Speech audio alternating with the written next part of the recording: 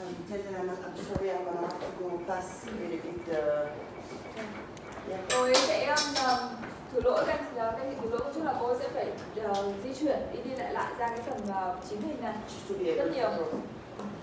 So, let's go. So, welcome to Core Precision Cutting Part 1.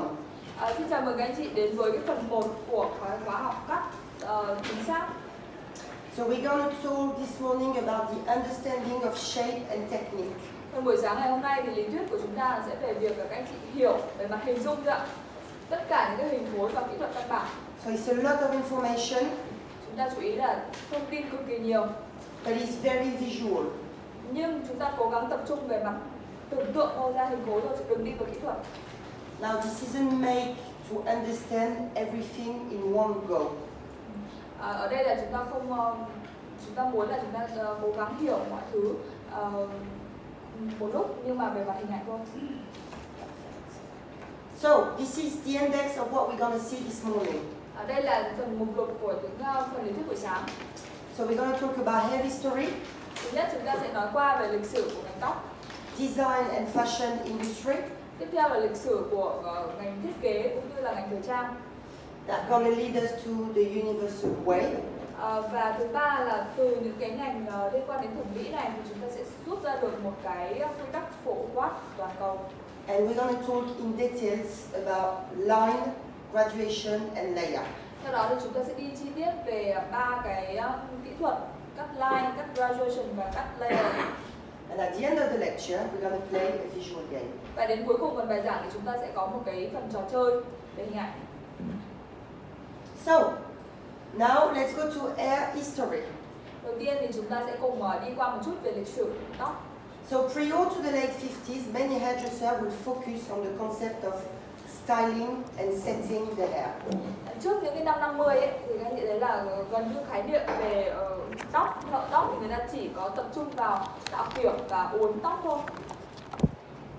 Hair dryers were not yet accessible to everyone, so the most popular way of doing hair was with setting lotion and rollers. Hồi đấy thì máy sấy không phải là ai cũng có, không phổ biến như bây giờ. Thế nên là cái cách phổ biến nhất để người ta làm tóc, phụ nữ làm tóc ở đấy chính là họ dùng lô và dùng dung dịch uốn định hình. In the salon or at home, and sometimes women used to sleep with rollers in their hair. Thậm chí ở salon cũng như ở nhà thì nhiều khi là phụ nữ đi ngủ và để cuốn lô để sáng hôm sau thì làm tóc đẹp. And it's still popular in some countries. Và hiện tại bây giờ thì ở một số nước điều này cũng rất là phổ biến. So here we have an advert. Ở đây chúng ta thấy một cái tờ quảng cáo của hồi xưa. Of what I believe is a setting lotion. It's called Amami. Của một cái loại dung dịch uốn đây là Amami. So it's saying neat in the kitchen, nice to come home to. Người ta quảng cáo là trong bếp cũng đẹp mà chồng về nhà nhìn thấy cũng đẹp. So that was available for women to set their hair themselves at home. Đây là một cái dung dịch uốn để quảng cáo cho phụ nữ để ở nhà người ta có thể tự làm tóc ở nhà được. So women at the time had a lot of time in their hands. Hồi đấy phụ nữ không phải đi làm, thế nên là họ có rất nhiều thời gian cho việc làm đẹp. So how did we used to cut hair back then? Vậy hồi đấy thì chúng ta cắt tóc như nào khi mà những cái uốn này phổ biến như thế? So any hair that was out of place after being dried and brushed into shape would be free-handed using thinning scissors, razors with the inner part of the blade just thinning or sometimes even fire. Thì hồi đấy chỉ phổ biến là những cái kéo lạng mỏng thôi, hoặc là những cái dao cạo để chúng ta khi mà chúng ta bỏ ra được nó xù ra cái gì chúng ta dùng kéo chúng ta cắt bớt vào đấy thôi, chứ nó không liên can thiệp gì đến cấu trúc chung của tóc cả. So here we have a picture. Đây chúng ta có một cái hình ảnh of what hairdressing tools used to look like before. Về những cái dụng cụ làm liên quan đến làm tóc mà hồi xưa người ta dùng. So big comb, những cái lược to như này, big brush, những cái lược chải như thế. That's a hand clipper. Cái tông đơ bằng tay, tức là muốn tông đơ thì chúng ta có thể dùng thủ công. Obviously straight scissors. Một cái kéo thẳng như thế này. Now back in the day, those scissors they used to be very long. Hồi xưa ấy, cái kéo cắt tóc, con kéo thẳng nó rất là dài. That's a headpiece. Hay là dùng tóc giả. Because they used to build up huge hair up.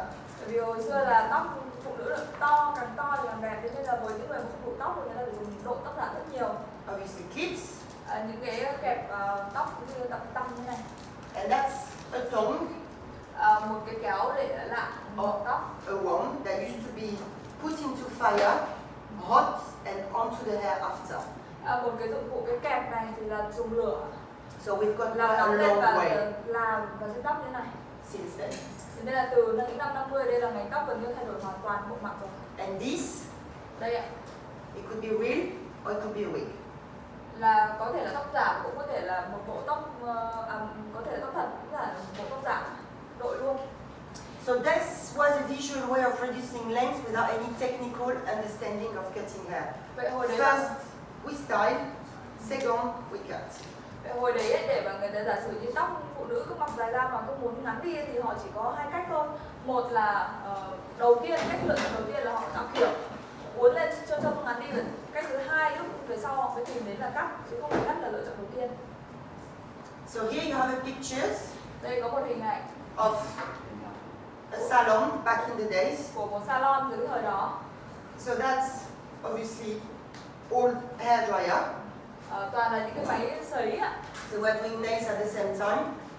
So I believe women used to go there at least 3 times a week. Hồi xưa ấy, phụ nữ đi salon là 1 tuần 3 lần thôi đi uốn. Tại vì những dung dịch uốn nó chỉ là định hình thôi chứ nó không phải là uốn vĩnh cửu như bây giờ. They will go in there, get the hair set, pin, nets, and then underneath the dryer.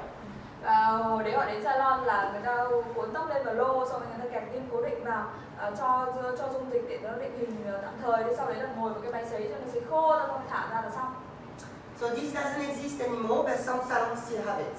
Bây giờ thì gần như là những cái sấy này nó không tồn tại nữa, không còn nữa.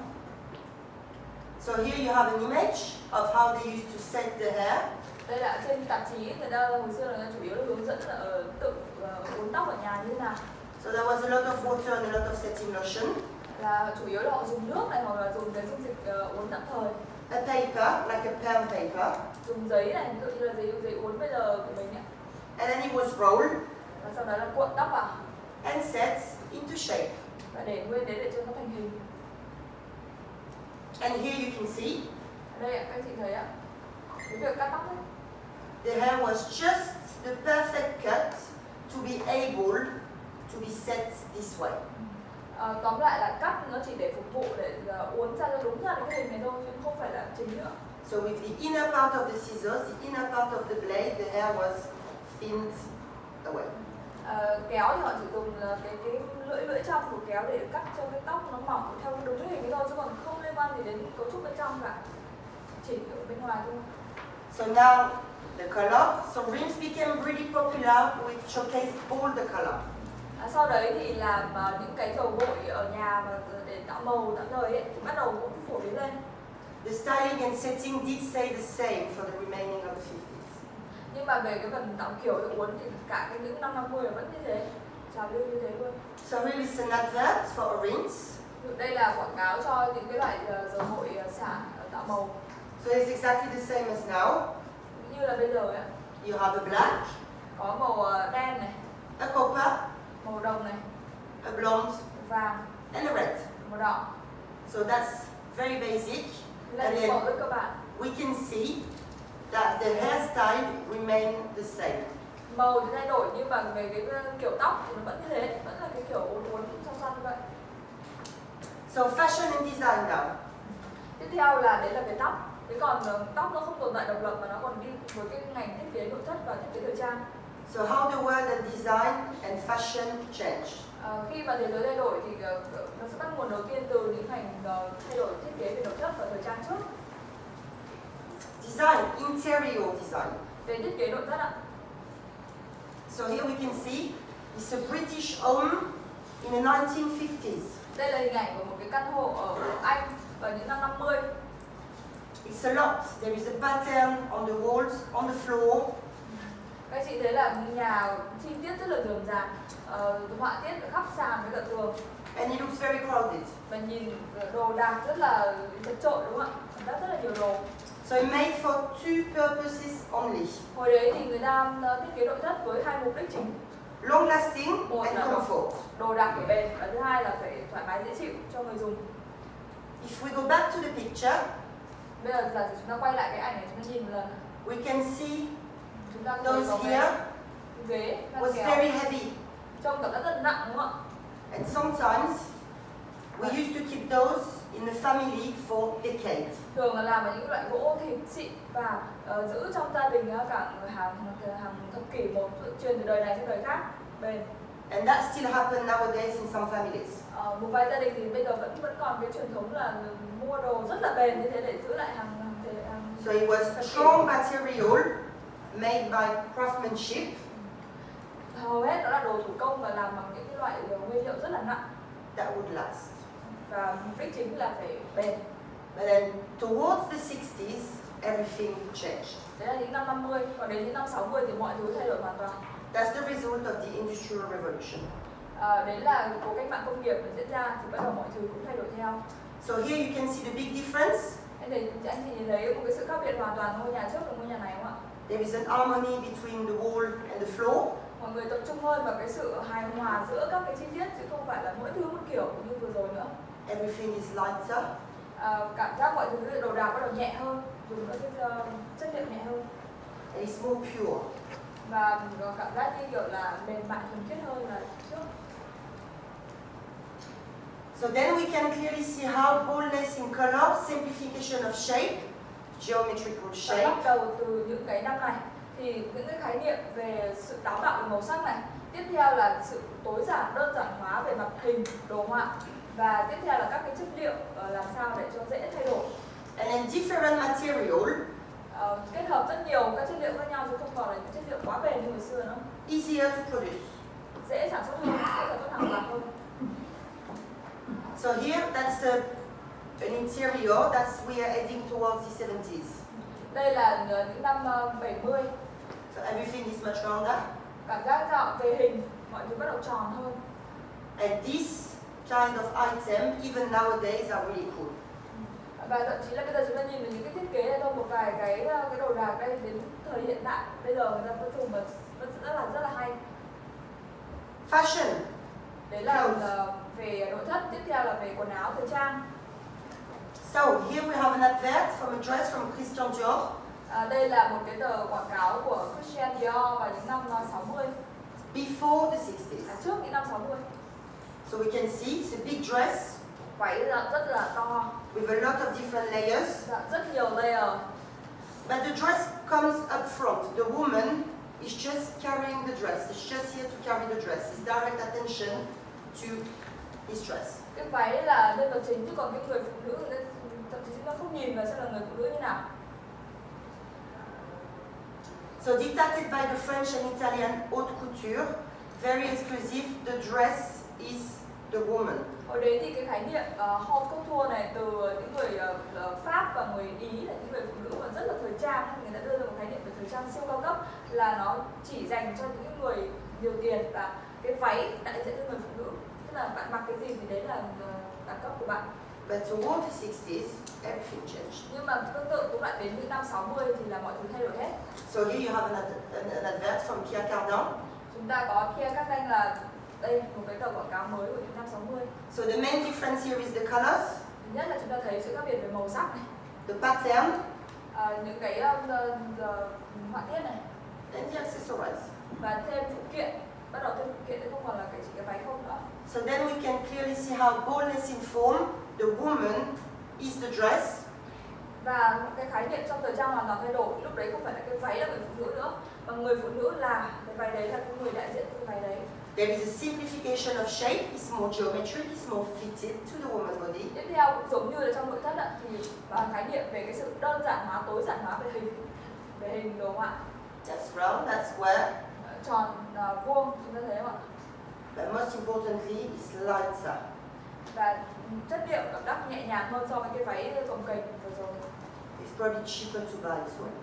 Và sẽ rẻ hơn cho mọi người có thể đều mua được chứ không còn chỉ dành cho một vài người người phụ nữ rất nhiều tiền nữa.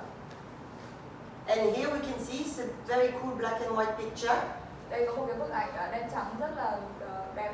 And we are already heading towards a change in the hair. Và bắt đầu chúng ta thấy một cái sự thay đổi về tóc bắt đầu diễn ra trong các cái hình quảng cáo này. So you have a contrast in material. các cái chất liệu có sự đối lập tương phản với nhau. Plastic or vinyl. Plastic hoặc là ni lông. More accessorized. Thêm phụ kiện rất là nhiều. But then the shape remains all more geometric. Và hình khối thì cực kỳ là đơn giản hóa thôi, không cầu kỳ nữa. So how did the hair fit in? Vậy với cái sự thay đổi của cả cái thế giới, của cả cái ngành làm đẹp như thế thì tóc thay đổi như thế nào? So hairdressers started to realize that big visual shape with a lot of hairspray didn't match the simplicity that clothes and interior design were heading towards. Khi mà thời trang quần áo với cả cái thiết kế nội thất nó đi về cái hướng là đơn giản hóa, tối giản hóa thì các nhà tạo mẫu tóc bắt đầu nhận ra là những cái mái tóc nó to, đùng, cồng kềnh, tốn rất nhiều công và xịt rất nhiều gôm ấy, thì nó còn không còn phù hợp nữa. So something had to change in the way we approach hair. But how? Thế giới bắt buộc những nhà tạo mẫu tóc phải thay đổi như thế nào? By changing the process. Bằng cách là thay đổi ngược lại cái ưu tiên. First we cut, second we style. Thì đầu tiên không phải là tạo kiểu mà đầu tiên sẽ là cắt và sau đấy tạo kiểu là hỗ trợ cho cái cắt đấy thôi. So the use of straight scissors became more popular. Và kéo theo việc đó thì cái kéo cắt thẳng bắt đầu dùng được phổ biến hơn. And hair design became the solution to this movement.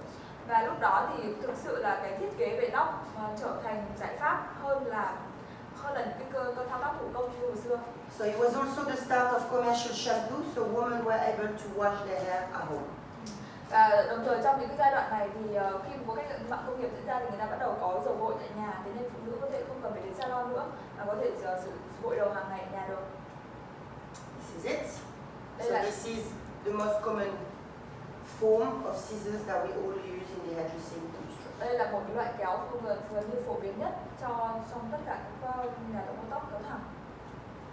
So which in turn changed the direction of how hairdresser understanding of technique was. Khi mà nhà tạo mẫu tóc cần có cái yêu cầu họ là phải bắt đầu thiết kế ra kiểu tóc thì họ lại phải càng ngày có yêu cầu là họ phải hiểu hơn về các cái kỹ thuật cắt tóc. So rather than solely styling hair and reducing length afterwards. Hơn là cái việc là tạo kiểu xong hết rồi, xong bắt đầu mới dùng kéo để cắt bớt những cái phần thừa ra. Thì bây giờ họ phải nghĩ đến cái phần cắt trước. So this led to a different way of cutting and styling hair, which was a perfect match for a woman's total look. Cái yêu cầu thời đấy là làm sao là phải cắt và tạo kiểu tóc sao cho phù hợp với cái người phụ nữ từng cá nhân một. So here you can see. Đây là các anh chị có thể thấy. That's a total look. Là mái tóc sẽ đi cùng với trang phục và toàn mọi thứ nó phải phù hợp với nhau. There is a geometric dress. Một cái váy có cái hình khối rất là đơn giản đúng accessorized to go with. Phối với cả phụ kiện phù hợp. But then most importantly, the haircut is perfectly fitted for Và the điều woman. quan trọng nhất là cái kiểu tóc cắt này hoàn toàn phù hợp với toàn bộ trang phục của người phụ nữ. Same here. Tương tự như ở hình bên trên. And then same here. Cũng như là bên này. So we were heading towards more suitable haircuts. Càng ngày thì các kiểu tóc nó càng cần phải phù hợp với từng cá nhân hơn. So this is what we call a universal way. Và những cái gì các chị vừa xem ấy thì người ta gọi là một cái con đường chung. So through many years of studies and practice, the hair industry has found that there are three basic foundation techniques. Trong suốt những cái năm tháng mà tìm hiểu nghiên cứu đấy thì ngành tóc người ta đã tìm ra rằng là chỉ có 3 cái kỹ thuật cắt tóc căn bản thôi. Dù cắt như nào chỉ có 3 cách cắt tóc thôi. Line, which will be just here. Thứ nhất là cắt đường thẳng, là cái cột đầu tiên các chị nhìn thấy ở trên này. Graduation. Tiếp theo là cắt graduation dồn tích ở cột thứ hai. And layer. Và cách thứ ba là cách cắt layer ở cột thứ ba. Line, which is the heaviest of the three techniques. Sự khác nhau giữa 3 kỹ thuật này sao? Line thì là nặng nhất trong cả 3 kỹ thuật. Graduation. Graduation cột thứ hai ấy, which is a build up of weight. Là khi mà chúng ta muốn tăng trọng lượng lên. And layering. Và cuối cùng là layer, which is a reduction of weight. là khi chúng ta muốn giảm bớt trọng lượng đi.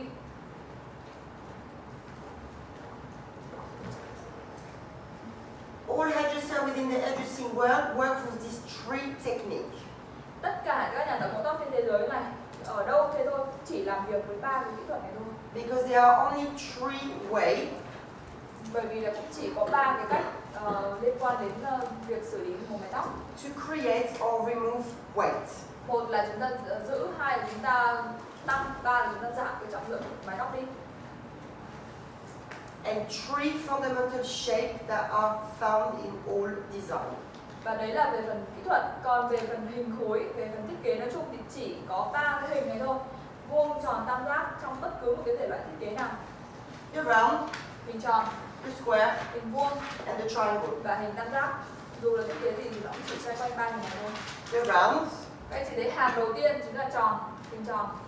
the square, Hàng thứ hai là hình vuông and the triangle. và hàng thứ ba là hình tam giác. Round, you see it? Hình tròn ạ, cái hàng đầu tiên chúng ta nhìn lên ạ. It opens the face shape. Nó có tác dụng là mở cái khuôn mặt ra. Square Hình vuông ạ, balances the face tác shape. dụng chính của nó là cân bằng lại khuôn mặt. Nó nhớ cái chi tiết quan trọng đấy ạ. Triangle, Và cuối cùng là hình tam giác, it frames the face shape. thì nó tạo ra một cái khung, đóng khung cho khuôn mặt. When we mix together line, graduation, and layer, Khi mà chúng ta nhân và chúng ta phối cắt line, cắt gradation và cắt layer with round, square, and triangle, với 3 hình cơ bản là hình tròn, hình vuông, hình tam giác, it creates the 9 foundation, thì 3 x 3 chúng ta sẽ có 9 cái kỹ thuật nền tảng, the core and precision cutting technique and shape. được gọi là 9 kỹ thuật và hình khối nền tảng cho cắt chính xác bất cứ một kiểu tóc nào. Here they are. Đây chính là 9 kỹ thuật và hình khối nền tảng. You have the 9 foundation, Chúng ta thấy 9 người đúng không ạ? technique, and Phía shape. trên bảng chúng ta có 9 tờ giấy dán trên kia. These are the building blocks of modern hairdressing. Và 9 kỹ thuật nền tảng này nó là cái viên gạch cho bất cứ một cái thiết kế nào trong việc làm tóc hiện đại. Không có cái gì thoát ra khỏi 9 kỹ thuật này cả.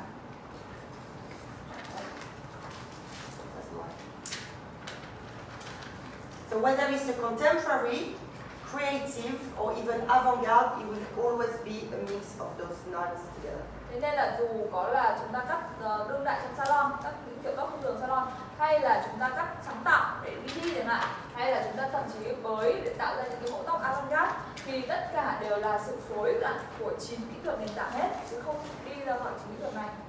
So here, Ví dụ như đây, very cool, trông rất là sáng tạo và ngầu đúng không ạ? it's a classic flat top. Thì là một kiểu cắt tóc cổ điển, không có gì kinh khủng cả. So, here we go. Bây giờ chúng ta sẽ đi vào từng cái phần một, các anh chị nhớ giờ. So we're going to start with the lines here. Chúng ta sẽ bắt đầu với cột đầu tiên trước là cắt đường thẳng.